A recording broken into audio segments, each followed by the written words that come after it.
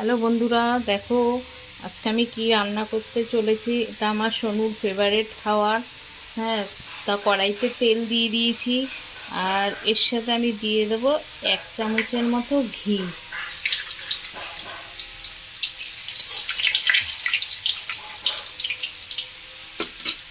এর সাথে আমি দিয়ে দেবো দারচিনি আর এলাচটা থেতো করে রেখেছি এলাচ। এবার গোবিন্দভোগ চালটা আমি ধুয়ে আগে থেকে রেডি করে রেখেছি, আর এর মধ্যে হালকা ঘি মিশিয়ে দিয়েছি।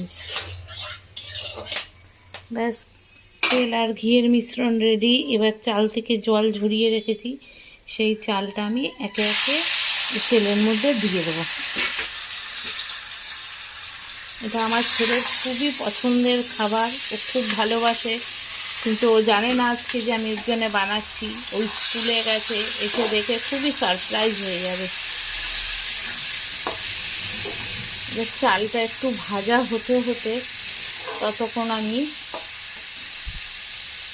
একটু চিকেন বানাবো, তার মশলাটা রেডি করে নেব। চালটা আমার অনেকটাই ভাজা ভাজা হয়ে এসছে। এরপর আমি এর মধ্যে দিয়ে দেবো 1 স্পুনের মতো নুন, আর দিয়ে দেবো 1 স্পুনের মতো হলুদ।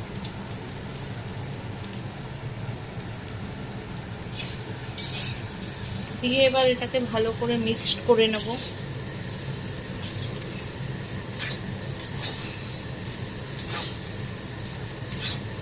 অনেকে গরম জল করেও দেয়, অনেকে ঠান্ডা জলও দেয়। আমি ঠান্ডা জলেই দিই, কিন্তু আমার পোলাও পুরো ঝুরঝুরাই হবে, কোনো রকম দলা পাকাবে না বা কিছু না।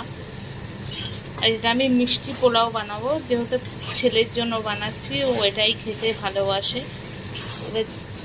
আজকে একটা জিনিস দিতে তোমাদের সাথে কথা বলতে বলতে ভুলে গেলাম। আমি কিশমিশটা তেলের মধ্যে ঘিয়ের মধ্যে ভেজেই দিই, কিন্তু আজকে কথা বলতে বলতে ভুলে গেছি, এর জন্য বাটিতে ভিজিয়ে রেখেছি। এটাকে পরে দেবো।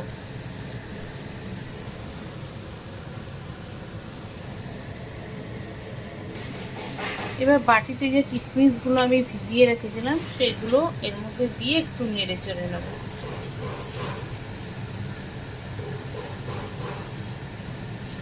হ্যাঁ, পোলাওয়ের নিয়ম হলো জলটা কিন্তু তোমাদের পরিমাণ বুঝে দিতে হবে, নইলে কিন্তু পোলাও আর হবে না, ফেনা ভাত হয়ে যাবে। জল যদি একটু কম বেশি হয় তাহলে পুরো ফেনা ভাতই হয়ে যাবে। আমি এখানে 2 কৌটোর মতো চাল দিয়েছি, তা আমি 4.5 কৌটোর মতো জল দেবো। এবার তোমরা যেই কৌটোটা মেপে চাল দেবে, তোমরা সেই কৌটোটা মেপেই জলটা দিতে পারো, বা তোমরা আন্দাজ মতো করেও দিতে পারো।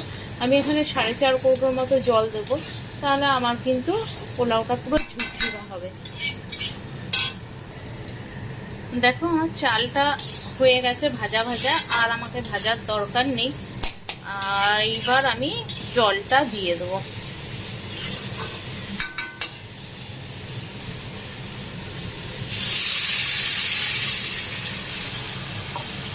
আমার জল পরিমাণ মতো মেপে আমি রেখে দিয়েছিলাম, এখন আমি জলটা দিয়ে দিলাম।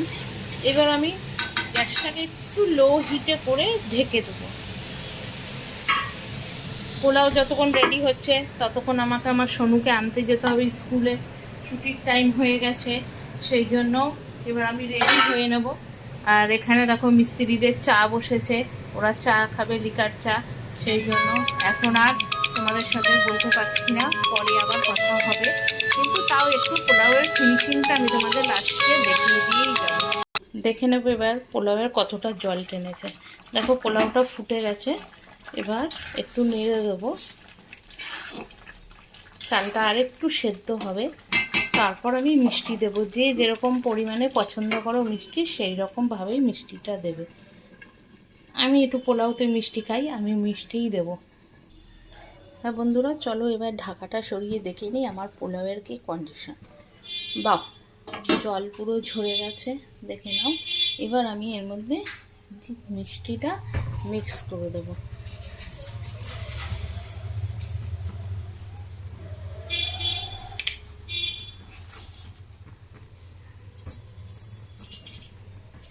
ব্যাস, মিক্সটি দিয়ে এবার একটু নেড়ে চেড়ে দেখো আমার পোলাও কিন্তু পুরো ঝুরঝুরা হয়ে গেছে। আর আমার এটা বেশি করতে হবে না।